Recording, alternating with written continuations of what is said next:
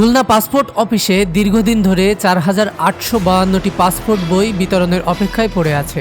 মাসের পর মাস, এমনকি বছরের পর বছর ধরে সেগুলো নিচ্ছেন না গ্রাহকেরা। ফোন করে ও অফিসিয়াল নোটিশ দিয়েও সাড়া পাওয়া যাচ্ছে না এসব পাসপোর্টের গ্রাহকদের।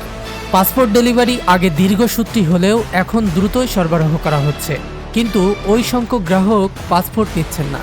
পাসপোর্ট সংশ্লিষ্ট কর্মকর্তারা বলছেন, শেখ হাসিনা সরকার পতন পরবর্তী প্রেক্ষাপটে মেডিকেল বা জরুরি কাজ বাদে বাংলাদেশিদের অন্য কোনো ভিসা দিচ্ছে না ভারত। খুলনার মানুষ বেশিরভাগই ভারতে যান। ভারতের ভিসা বন্ধ থাকায় পাসপোর্ট সংগ্রহ করছেন না অনেকে।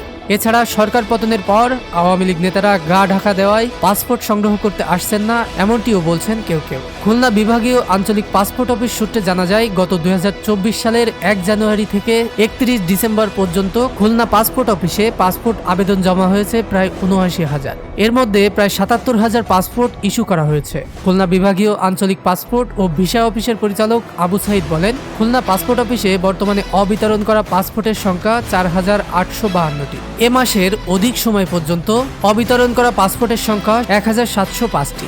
৬ মাসের অধিক সময় পর্যন্ত অবিতরণ করা পাসপোর্ট নেওয়ার জন্য কল নোটিশ দেওয়া হয়েছে। ডেস্ক রিপোর্ট, দৈনিক রানা।